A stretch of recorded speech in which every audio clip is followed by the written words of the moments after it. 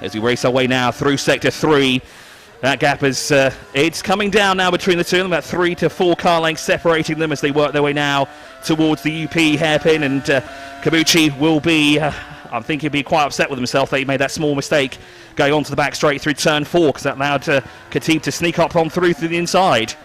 So now it's all going to be about how Alex Khatib deals with the chase car in front of him as they battle for position. Abdulnazir Al-Hamidi has not won a race this year. In fact, he has retired twice, and he wasn't there for the last weekend. So he's had 2 finishes. One of them was a podium, but he's under massive pressure now from the championship leader, who's taken things very much in his stride in this 2020-2021 Gulf Radical Cup season. So out of the final turn, and surely Khatib is going to have the slipstream and the run on Abdulnazir Al-Hamidi over the straight. He takes the fastest lap of the race. He was half a second quicker on that last tour. And I wonder if he's just going to wait for the back straight. There's no point going banzai into the first corner when you're not sure if it's going to work. Better to line him up and prepare for another go. And a twitch there from Al-Hamidi. Surely this is going to be the move from Khatib. He's got plenty of confidence around the outside. He can have a look to the inside line, throws the car up the inside, thinks at the last minute it's going to work, and makes it stick. Good move. And while that action is happening on track, Ian Roberts has come into the pit lane. That was our championship leader going into Yast last weekend. And I can see James Edmeades is there, his driver coach this season, and he's looks like that car is going into the pit box. It won't be on the pit lane, so more dramas here for Ian Roberts, and he's losing valuable points here to now race leader Alex Khatib as we run right now. So it is a perfect run for Khatib if he can just keep it together. Of course, they've still got to take the pit stops into account. Mandatory pit stop, of course, and the pit lane window, you were telling me, Chris, opens at 27 minutes into the race. That is true, yeah. 1 to the lap, 17 minutes. We go into the pit lane for at least 45 seconds, and that's the stationary time. So that 45 seconds doesn't work with the pit in and pit out. It doesn't matter if they're rolling through. They have to be stationary for exactly 45 seconds. And depending on where they finished yesterday, so we saw Alex Khatib, we saw Tara Kabuchi, and we saw Amir Faislin's car on the top 3 steps of the podium. Those 3 will have to come in for 15, 10, and 5 seconds extra on top of their 45 seconds. So race leader Alex Khatib, he finished in 2nd place. He has an additional 10 seconds to his time in the pit lane. Kabuchi's behind him has just 5 seconds, and Amir Faislin, who's down in 5th position at the moment, well, he has to be in for an additional 15 seconds, taking his stationary pit stop time to a whopping 1 minute. And it just feels like forever here on the pit lane, especially when you've got the entire field blasting past you. But Alex Khatib there across line, completing lap number 3, and now the gap is up to 1.5 seconds. Khatib is a very rapid driver, and he made mincemeat essentially of the entire field. And he started on the second to last row of the grid, and he's just shot his way through.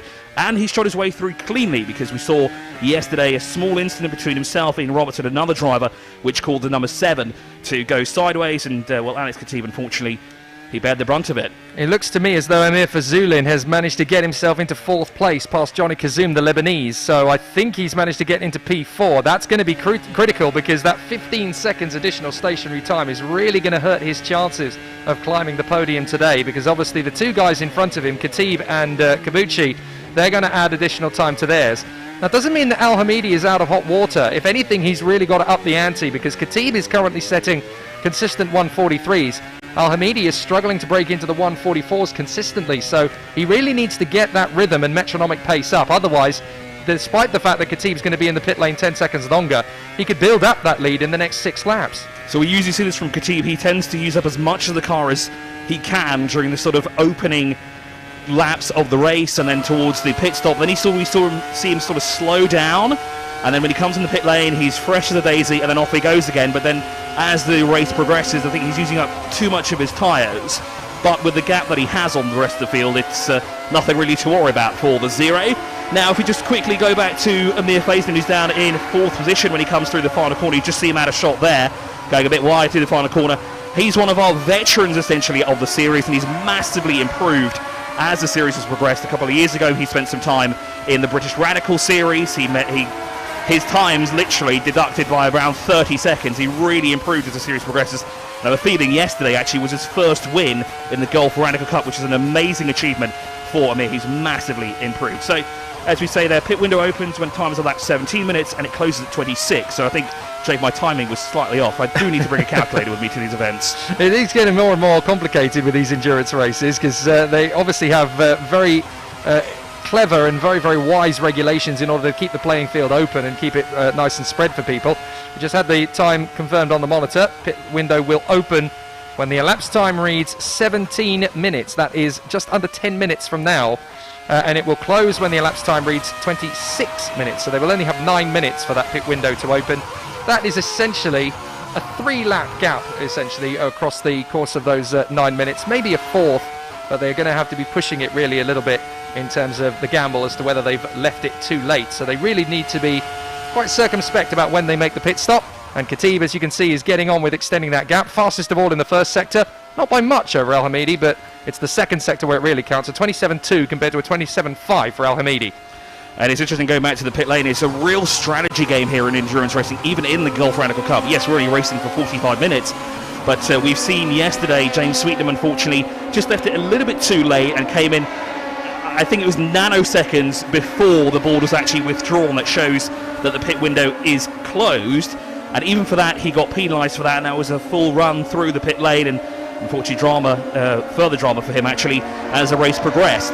We also saw it at Yas last time out as well, where the drivers, their strategy was just slightly off. And as Jake said, it's a really tight gap. It's only about 9 minutes between that, and it equates essentially just over 3 laps. As the warning flag comes out now for car number 15, that's Samir Faisalin, who's being shown the black and white flag just underneath the starting gantry. Can I be a bit of a Grand Prix racing nerd at the moment and just point out that Alex Khatib's car looks absolutely stunning in retro March Formula 1 colours. It really does look sensational, and it's clear that, you know, these drivers, one of the things I like about the Radicals, both in the UK and here in the UAE, you can really see the drivers wearing their heart on their sleeves. Obviously, yes, they're trying to get support and backing to go racing, but with these cars, they really can play a little bit. I mean, you've got the Gulf Racing colours on Abdul Nazir Al Hamidi's car. I mean, these guys are not just racing drivers because they enjoy the racing. They enjoy the sport of it as well. It's very much, you crack their arms in half and it's got motorsport written like Blackpool Rock right through their bone marrow. They really do love motor racing in this part of the world. And it's great to see that the enthusiasm and the passion for the sport is ringing out even in the colour schemes of the cars. It certainly is. As we continue on now, we just elapsed 10 minutes. Race leaders Alex Khatib right there in that vibrant teal colour. He's actually sort of evolved that car over the current seasons. I remember last year he ran a full black livery, or even a sort of quieter version of what we see here. Now, this year he's come in. He's always been a driver to watch out. He's always been very rapid, and now he comes in with not just a rapid pace, but a loud paint job as well, which really means that Alex Khatib is here and he means business, and he's looking for his first championship here in the 2020 to 2021 Gulf Radical Cup. So, lap 6 in the books, quickest through Sector 3, Alex Khatib. More purple times there, Jake. Yeah, he's definitely doing a grand job. It's the first sector where he seems to be a little bit lackluster, though. He can't quite nail that move through the second and third corner, that chicane. He's struggled there all weekend. I was watching it yesterday. He's quick through there, but he doesn't seem to quite have the apex nailed. The car seems a little bit squirrely. He often misses his braking points, and I've seen him drift wide a few times. So once he gets to this part of the circuit, he's in his element. He's absolutely nailed to the road like a slot car, and he doesn't really deviate from the racing line or from the apexes. He never misses a braking point. It's that first sector where it's a little bit dustier, where it's a little bit harder to gain control of the car, where he's really being caught out. And this is interesting because we've got obviously the pit stop's coming, and he's going to have to carry 10 seconds more than the guy behind him, Al Hamidi. Kabuchi will have to take 5 seconds more, so Khatib could fall to third. We've had another interesting... now, this is an interesting way. We've had another notice here. Overtaking manoeuvre of car 0 over 76. That's Khatib on Al Hamidi. Will be investigated after the race. Well, from our point of view, it looked rather clean in there. There must have been something the stewards have seen. They've zoomed in and they've seen maybe more than we have. I mean, Alex Khatib's car, when it comes through, it's rather clean on the right-hand side, which is where he made the move, because obviously he dived to the inside going down towards turn 10. He made the move stick, but maybe the steward saw something. Maybe he was a bit too far over the lines. I'll have to wait and see. But of course, that will be under investigation after the race, and I don't think really Khatib wants to have another 10-second penalty applied to his time. No, that's pretty much the only consolation that Ian Roberts might be able to take from this second race, in the sense that his main championship rival might be about to get another penalty this weekend. That's not going to sit well with Alex Khatib. From his point of view as a racing driver, you know, Al Hamidi had drifted, he had twitched a little bit through the first corner. He had lined him up That's got me thinking one of two things. Maybe they've judged that he started that overtaking move by going very wide out of the first corner and just tripped a wheel or two over that white line. If they think he's made the move because of track limits, that could have flagged them a little bit.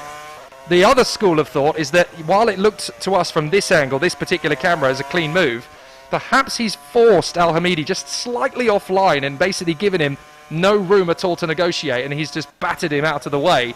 We didn't see any physical contact, but there could well have been. So it is an interesting one as we watch Marcus Bamberg trying to chase after Johnny Kazoum, who was still there in 5th position. But yeah, interesting times for Alex Khatib. Of course, at this point, he doesn't even know that this investigation's going on. He's doing his own race.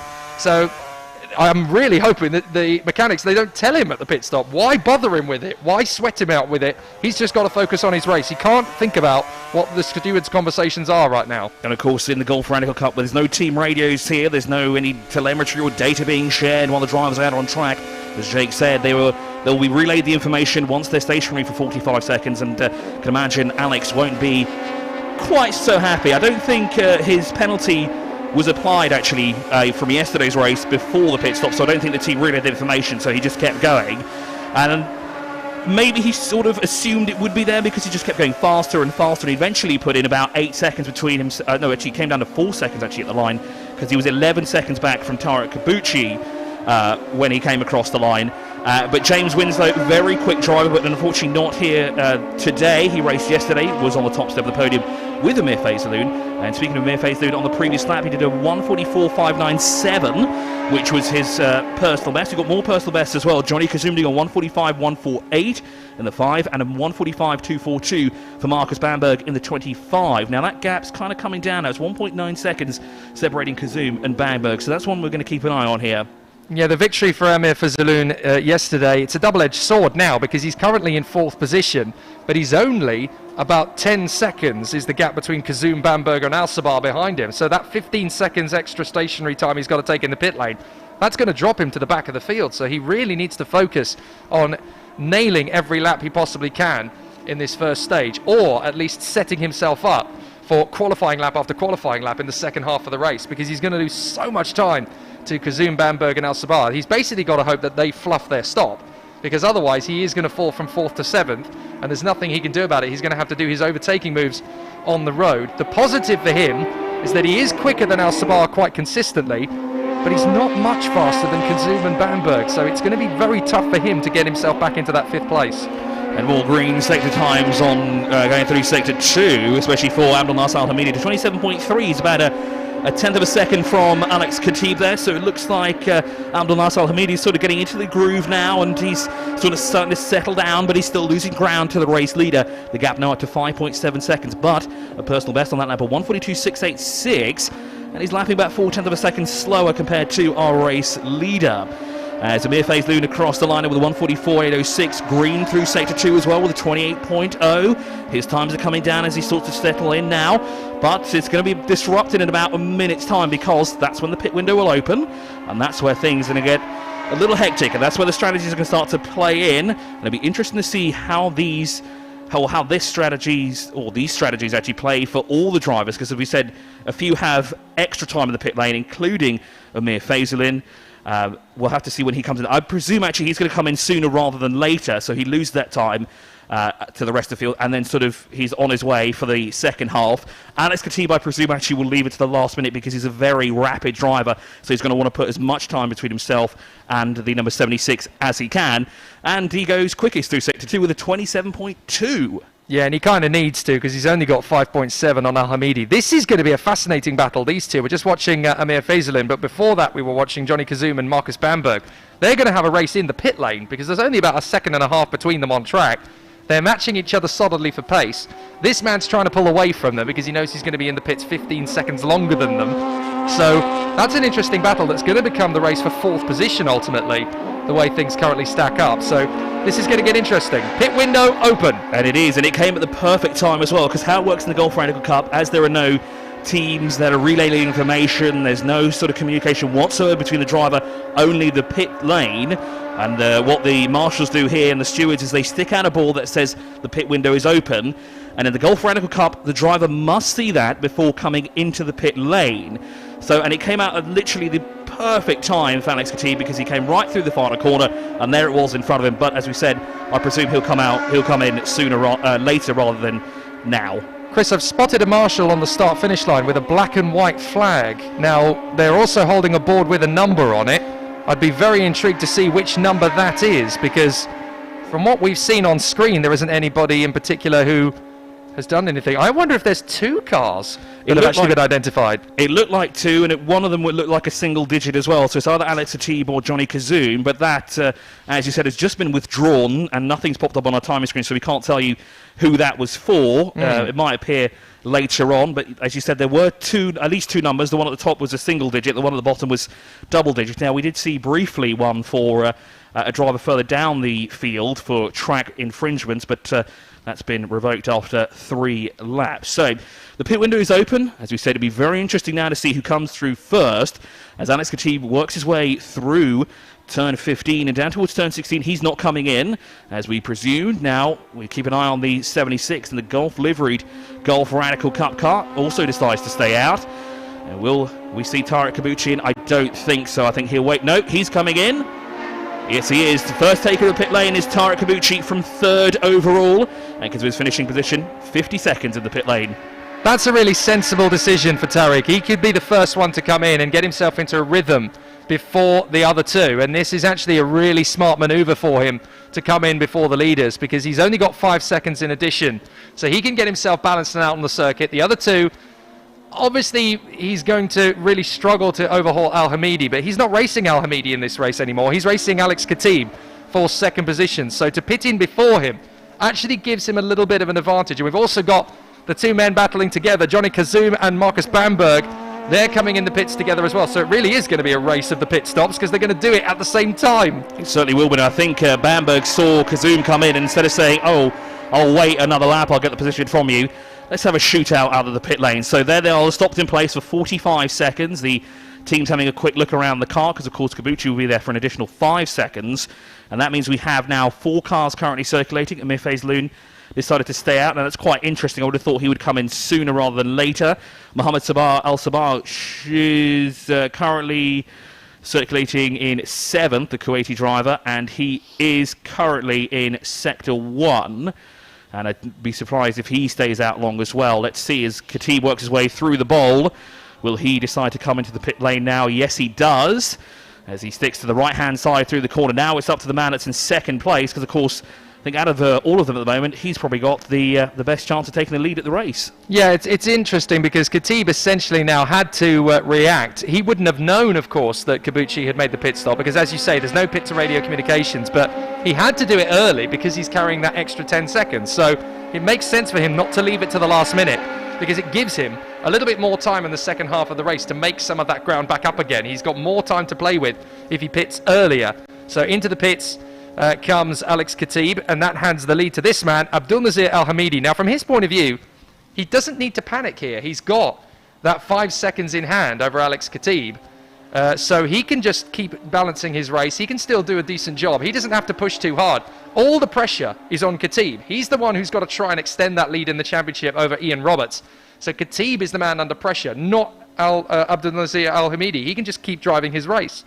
That he can, as you said, Abdul Nasser Al Hamidi is already side by side actually going through into turn 10 now. Let's keep it clean, boys, as we work our way through there. Don't want to mess up your race just yet. For the number 76 is into the pit lane comes the 88. Now that is Mohammed Al-Sabah, so the Kuwaiti driver comes in from what is effectively now P3, because of course Khatib came into the pits, but Khatib came in on the same lap. So Al-Sabah should fall to 6th position.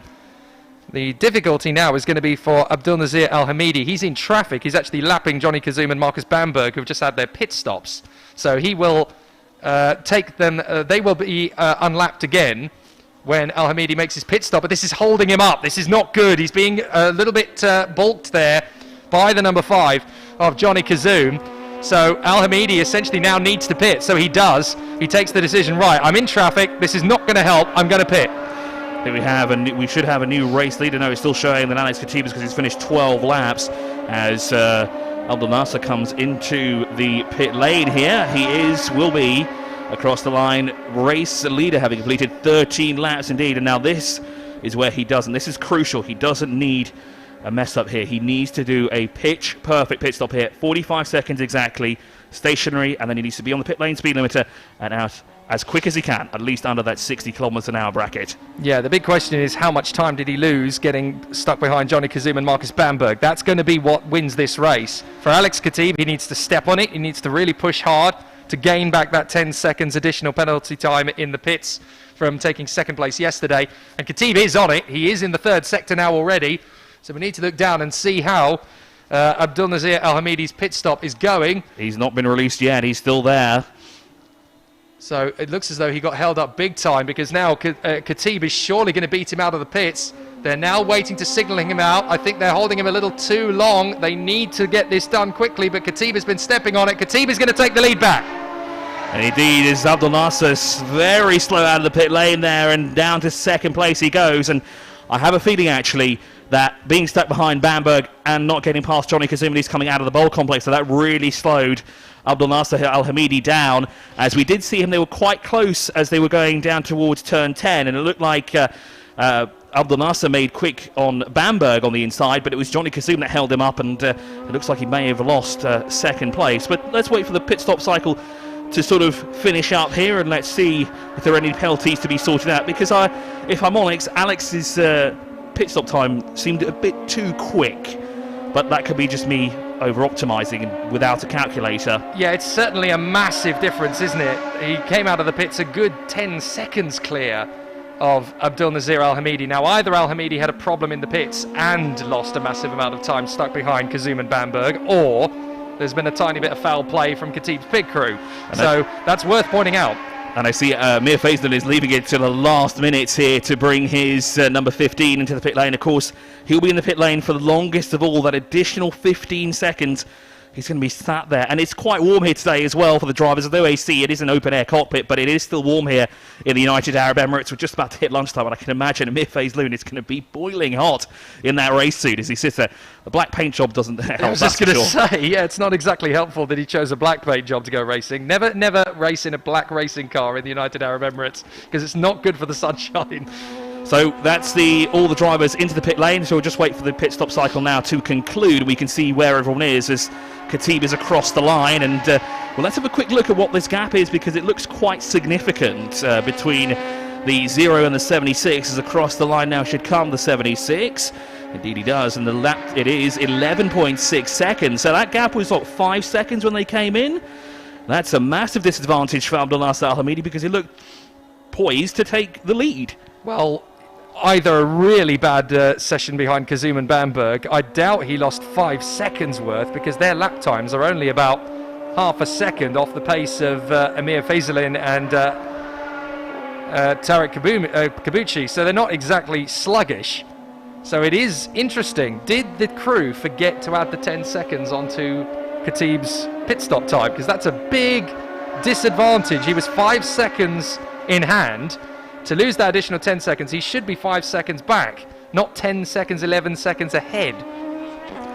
True that. And pit window now is officially closed. The good news is that all the drivers have been in and out. Amir Faisalin is shown as the race leader, but it's certainly gone the way of Alex Khatib, Abdul Nasser Al-Hamidi, and I think we'll have Tarek Kabuchi in third place, and that'll put Amir Faisalin into fourth, adding some more points to his championship hunt, but he needs to start outscoring Alex Khatib, which is no easy feat in the Gulf Radical Cup. A very, very fast driver indeed, maybe possibly even too fast, as the race leader works his way through the final quarters now. Through turn 15 we go, or as we'll call it here because we're using the international circuit, we'll call it turn 10. As down towards turn 11 comes the race leader. And yet again, you know, this is a situation for Alex Khatib. Yes, there might be a little bit of a query about what's happening, but he can't focus on that. He's just got to do his race. He's got to extend the gap. He's got to keep pushing. He's in a position where essentially, you know, he will want to save face from yesterday. He got a penalty yesterday. He had the win on the road. From his point of view, this race is now about saving face and showing everybody what he should have won yesterday. So he's there now to get this race won. He's 12.6 ahead of Al-Hamidi, so he's pulling away to the tune of a second per lap. That's very impressive pace considering how competitive this field is. So Khatib is making good work and making hay while the sun shines. And it looks like Amir Faisalin won't just lose fourth place now. He's going to lose fourth and fifth. He's not going to lose sixth because he's going to come out in sixth position. He's working his way through the bowl complex now. And the great battle is still on between Johnny Kazum and Marcus Bamberg. Now this is for 4th and 5th place now. It was a position change further down, but these two have not left each other's sight. There's about 2 car lengths separating the two of them as they're across the line. Gap of just 0.4 of a second. And quickest of the two there actually is Marcus Bamberg at a 25. Now that is interesting. He's a good half second quicker in the 2nd sector, although Kazum does seem to be quicker in the 3rd sector. They're about even in sector 1, so that does give us an interesting indication that different parts of the circuit suit Johnny and Marcus a little bit differently, so they're going to have to really concentrate in these last 16.5 minutes. There is number 10, Tariq Kabuchi, 3rd position at the moment, half a minute back from Alex Khatib, but still looking good for some solid points there in 3rd position, and that's all going to help in the standings. And race leader now 12.6 seconds up the road from Abdul Nasser Al Hamidi, and that gap is extending as the race clocks down to what 45 minutes elapsed, as Jake said, just under 16.5 minutes to go on the clock as race leader crossed the line. But this battle for 4th position is really grabbing our attention here as Marcus Bamberg is trying to find a way through and past Johnny Kazum. But as Jake said, through sector 2 is where Marcus Bamberg sort of drops back and then he starts gaining in sector 3. So I have to keep a close eye to see if Bamberg can find a way through as they work their way towards the bowl complex. Bit of a handy little battle this. It's not really let up since the start, has it? Johnny Kazum versus Marcus Bamberg, and it's going to be a case of who blinks first, essentially. In the heat of the United Arab Emirates sun, it's going to be very, very interesting to see which of those drivers cracks first. Here's Alex Khatib with the Leighton House teal colours on his Radical, looking very serene out in front. Here's Abdul Nasser Al Hamidi. Now, he cannot let the pressure go here. He's had 2 finishes only this year, so he really needs to put some points on the board. But being up in 2nd place, that's going to be his best performance of the season. And if anything should happen to Alex Khatib up front, he is right there to take his first win of the season. That is the case here for the number 76 as we go back now to the battle between the 5 and 25 as they work their way through the final corner. About 2 car lengths separate the two. Actually, that's going through turn 1 because they've just gone across the line now. They're separated by 0.6 of a second, so Bamberg has lost a 1/10 of a second on that lap, but he's sticking with the man that's in 4th place, and of course that was the battle for 5th not too long ago. Now that's the battle for 4th. Further up the field, the gap up front is 14.8 seconds between Khatib and Al Hamidi, and then it's a further 21.5 seconds back to Tariq Kabuchi. And on that previous lap, I'm not mistaken, Tariq Kabuchi did his personal best with 1:43.435. So he's going quick, but he's not going as quick as the race leader. He's certainly quick. He's lapping faster compared to Abdul Nasser Al Hamidi, who did a 1:44.384. So it looks like Kabuchi's about 0.9 of a second faster in comparison to the man that's in 2nd place. And the battle here is getting very close there between the 5 and 25. There was literally, I think there's less than half a Radical separating the two of them coming through the corner there. So that's going to get pretty spicy. He was just looking at the championship standings ramifications after Ian Roberts' retirement, after his dominant display at Yaz. He's not really in danger of losing his points advantage.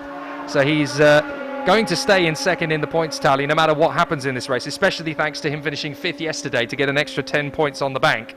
So he's all right in terms of his 2nd place status in the championship standings. Khatib is certainly about to take a massive dent in his chances of taking the title. This is going to get spicy. Here's Marcus Bamberg, and he's got Johnny Kazum on the run down the main straight.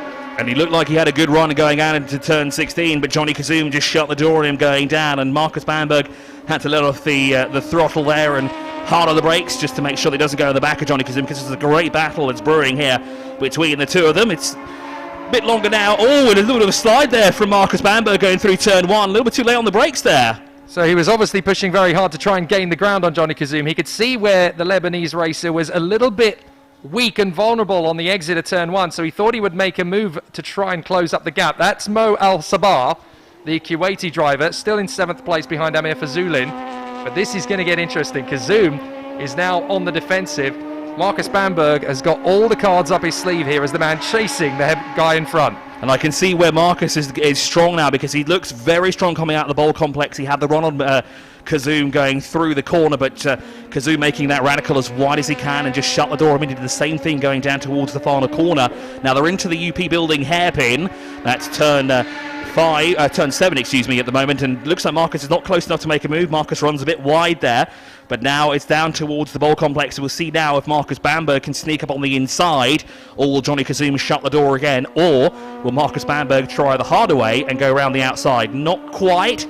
They both break as early as they can, and Marcus Bamberg really closes in there, working his way through the bowl complex. He's got a run on him. No, he doesn't. He has to choose the slot behind him as they go through the right-hander down towards turn 16.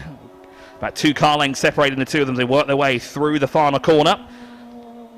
This battle continuing the way it is between Kazum and Bamberg, it's fascinating because we see this dynamic every time, every lap. One of them is stronger in Sector 2, the other one's stronger in Sector 3, so it's like they're passing the ball, they're swapping sector times, and yet, try as he might, Bamberg is still stuck staring at the rear end of Johnny Kazum's car, unable to make that move on the inside line. Watch as they come through the first corner. They've got slightly different driving lines as Bamberg takes the car slightly wider out, but that gains him a little bit more momentum in terms of speed, but it costs him in traction, so he loses a little bit of grip as he comes up towards the next chicane. So it's a counterproductive measure because he gets slightly faster in terms of pace, but he loses quite a lot in terms of traction. So it's stalemate between these two at the moment. And then when it comes to the back straight, this is where Marcus Bamberg starts to close in, because of course he's in the toe of the number 5, down towards the very tight right-hander here. Marcus closes as close as he dares, but just can't quite find a way on the inside of Johnny Kazum.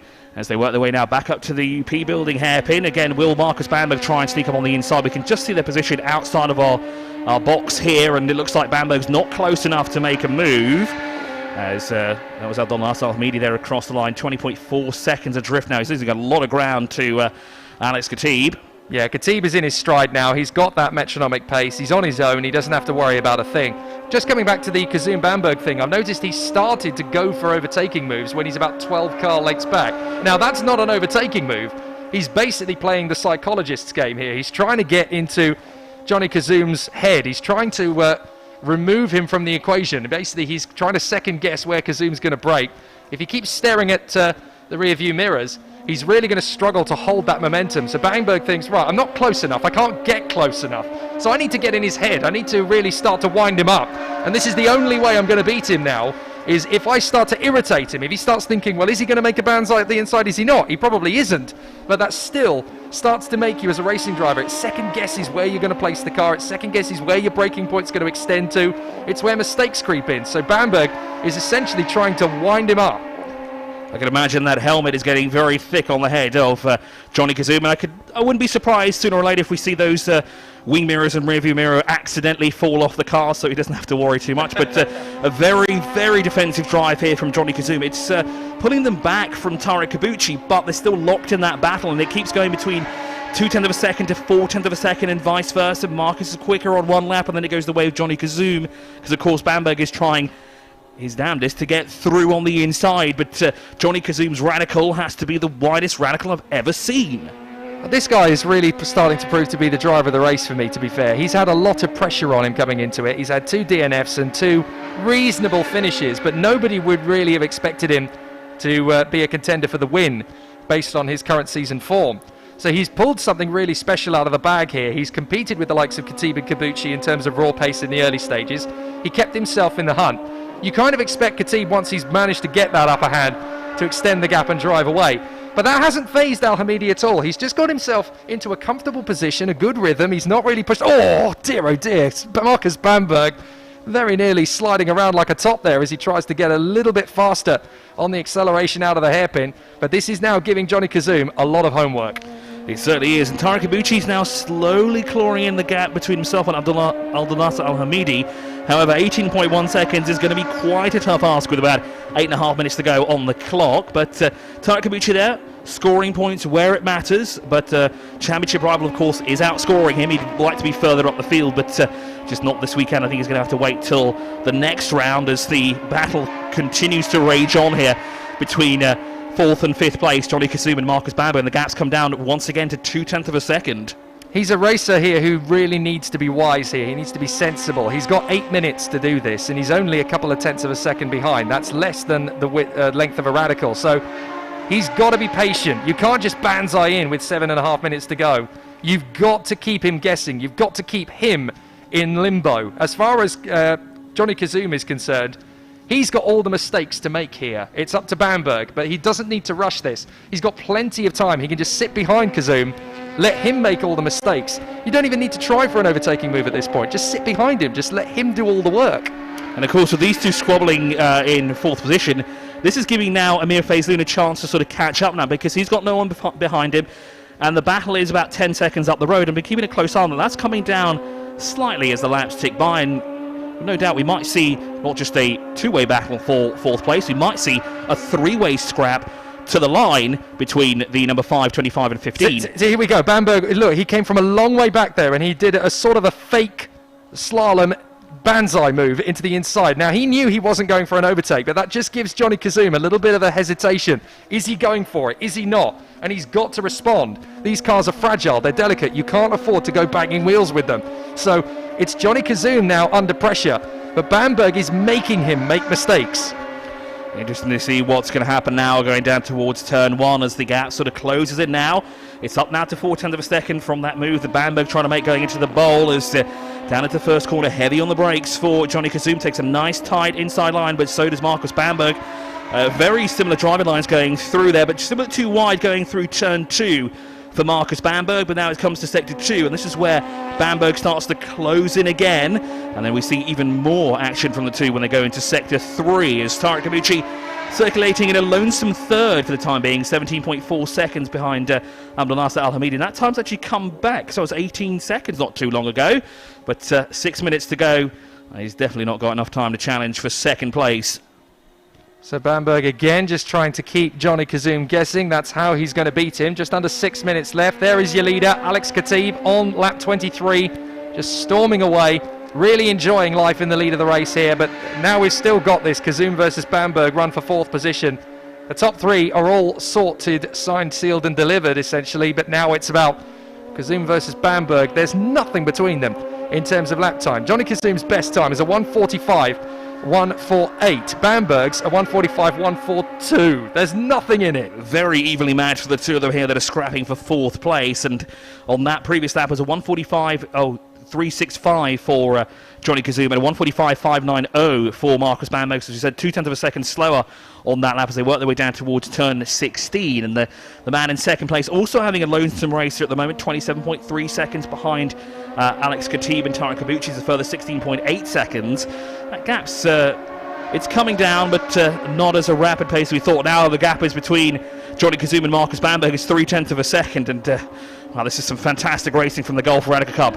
Never disappoints. What this does as well in the championship standings ranks is Kabuchi's set for third, Faizoun is set for sixth, so that's going to tighten them back up again in terms of the points they've scored this weekend. They'll get a little bit closer to Ian Roberts, but essentially those two will still be neck and neck in the hunt for third place.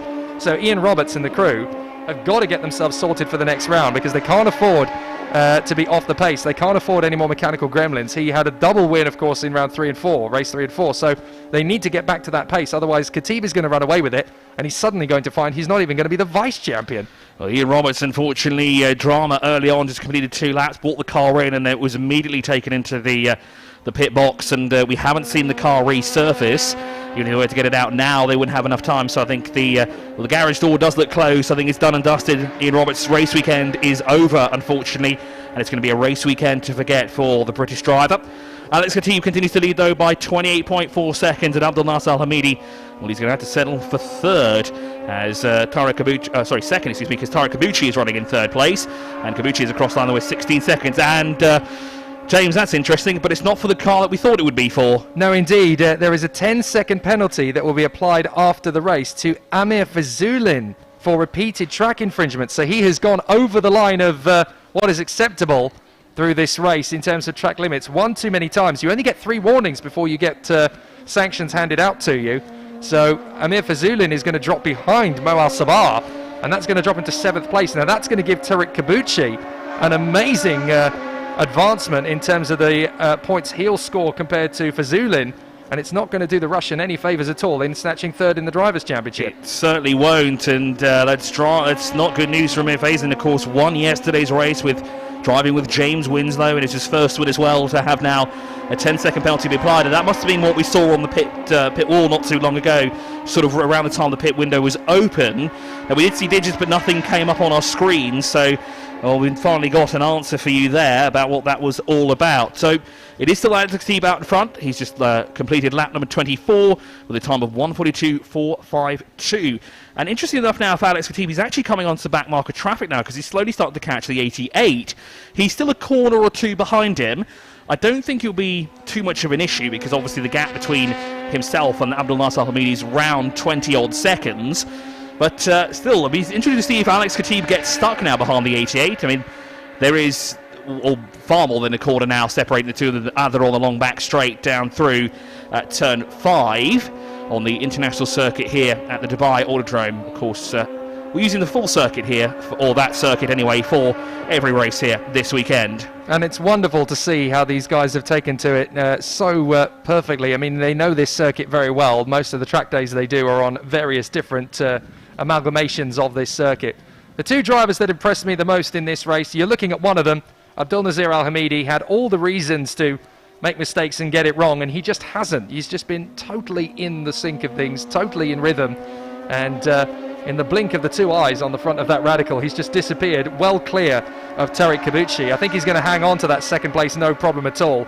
The other man who's been really impressive is the man in front of these two, Johnny Kazoum. You know, Marcus Bamberg has thrown everything bar the kitchen sink at that number 5, and he hasn't let up once. If anything, he's now just started to take the momentum and build on that confidence, and he's starting to stretch the gap a little bit. Kazoum is now a second clear nearly of Marcus Bamberg. So Marcus has tried every trick in the book.